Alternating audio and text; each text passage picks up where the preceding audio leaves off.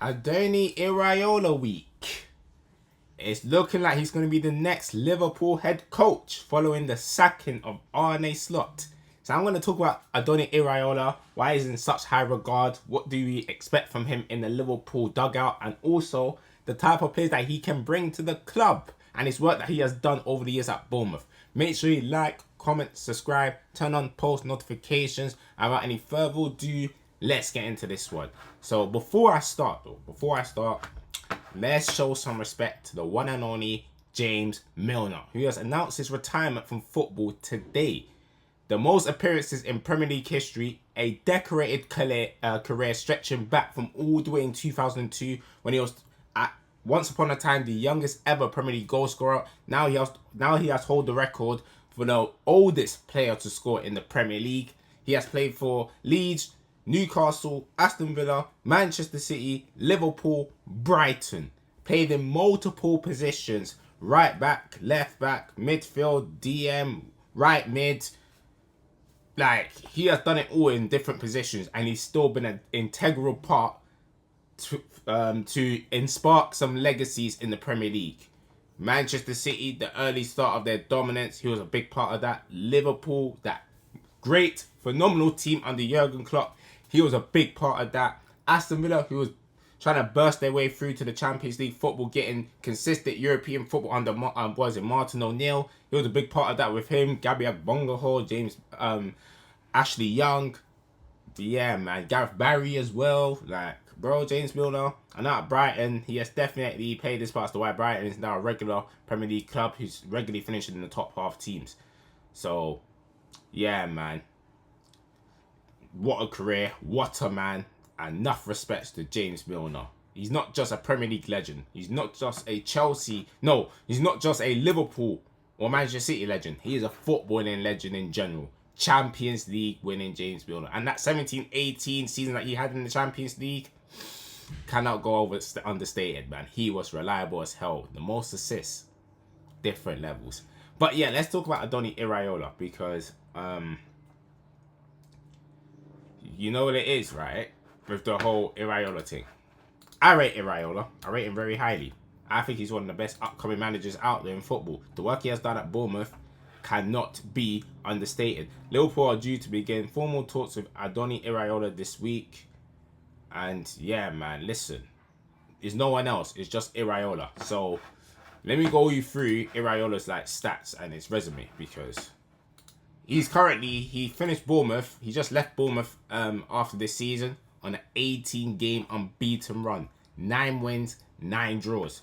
His record at Bournemouth: 48 wins, 38 draws and 41 losses. 38% win rate, which people will be looking at side eyes for, but it's Bournemouth, you understand? He got them into European football, and he was inches away from getting Champions League football with them. His last defeat came in the hands of Arsenal, a team that went on to win the Premier League and went on to reach the Champions League final, which they lost on penalties. But yeah, since then, they've went on a mad unbeaten run, beating Tottenham, drawing against Newcastle, beating us, drawing against Aston Villa, drawing against Sunderland, drawing against Manchester United, beating Arsenal at the Emirates, holding Man City to a 1-1 draw, smoking Crystal Palace 3-0. But the most impressive result, in my humble opinion, is giving Eddie Howe another footballing lesson. Like, let's be real, he's always been given, multiple seasons, been giving Eddie Howe footballing lessons. And he's done it again. So the big thing that strikes me about Andoni Iraola is that in his previous 3 seasons at Bournemouth, he has finished 12th, 9th, and 6th respectively. Different players, different profiles, and he still managed to make them adapt to his style of play, which is high pressing, high intensity, could call it heavy metal football, direct approach, getting fullbacks involved in final third, build up through the midfield, and using the wide areas as width. You understand? Semenyo had his best season under Iraola before he made the move to Man City. So yeah, in terms of Iraola, he lost, over the course of the summer, he lost his back line. He lost one of the Bournemouth defenders. He went to PSG, Dean Huijsen to Real Madrid, Kirkes to Liverpool, and he had to build another back line for Bournemouth, bringing in different players like Truffet, and I think Jimenez. I think he was already in the team. It's either Truffert or Jimenez. One of them was already in the team already, or the other one got brought. But he managed to bring in another defender. Let me go through the lineup that he had in this last game. Yeah, he had Sensei, who went on to be a very good player for Bournemouth. Let's be real. Sensei, who's now going to Tottenham Hotspur. Sensei and now Hill as their back line with Truffert and Smith. But he can definitely use different options. He definitely used different options in his time. Crook, Adley, Kluivert, Ben Dolk. But yeah, he managed to rebuild that whole Bournemouth back line and still managed to play entertaining football. In my opinion, the best football in the league. Alice Scott, Krupe, Rayan, Tavernier, Evan Nilsson. There was definitely the most entertaining team in the Premier League this season, Bournemouth. And it has been one of the most entertaining teams for the previous 3 seasons that he's been at Bournemouth. Like, let's be real. Tyler Adams, like, Bournemouth, proper team, man. Proper team. Iraola's coaching is what got them to where they are right now. He's managed to, like, turn water into wine, improve players, have players perform above their level. They're good players, but he had them performing above their level. That's a sign of a good coach. That's a sign of a great coach. And for me, he is destined for a top 6 job. Now, there's risk. There's risk. We've seen it with Graham Potter. We've seen it with David Moyes. We've seen it with Nuno. When you make that jump from a mid-table team to a top 6 team, it doesn't really go well like that. It doesn't really go well like that at all, innit? Yeah, you know what it is? The expectation's too high. You have to adapt to your style of play. Not adapt, but you have to come up against more low blocks than usual. You have to be... Oh, my God.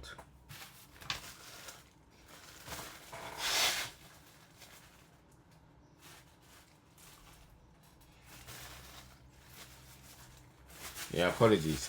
You have to come up against way more low blocks than usual.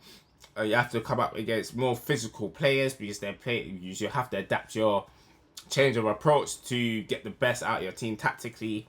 And Thomas Frank and Cole intended to struggle. They struggled a lot whilst doing that. So, and they lost their jobs. So the risk is definitely there. Don't ever get it twisted that it could go wrong.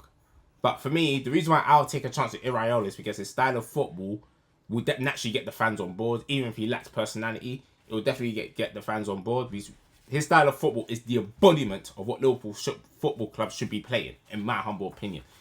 He's able to get the best out of players. He's able to get through a rebuild. He's able to pick the right players to suit his style of football. He is able to get through young players as well. He's very good with developing young players as well. And that was one of the problems with the previous manager. He wasn't taking academy players like that. Let's be real. He wasn't taking academy players like that. The only players he was probably taking was Trey Mioni and Rio Engamo. You need way more than that, in my humble opinion. So I think Iraola would definitely take the academy more seriously. Like, you know, definitely going through young players and so. And I just feel like he's a good fit for Liverpool Football Club. And I think he's destined to reach one of the top managers, top coaches in world football. And I do think he deserves that chance to try to show why he was such in high demand at Bournemouth. It could go wrong, but I have full faith that it's going to go well. But obviously, you know, expectation rises. You're going to face up against more low blocks. It's not going to be as much space as you had at Bournemouth. You have to be able to, you know, find ways to break down like stubborn defences. So for me, it's worth the risk. It's worth the risk of Iraola, but he does need backing. He needs backing. He needs to make the right signings as well.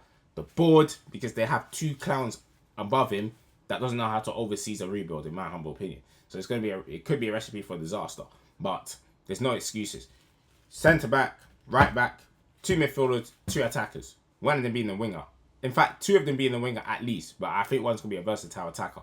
But it needs to be done. Make sure you like, comment, subscribe. Thank you guys for watching. Let me know your thoughts about Iraola, his style of play. How can he adapt to Liverpool? How can you get the fans on board? And until then, I am out. Peace.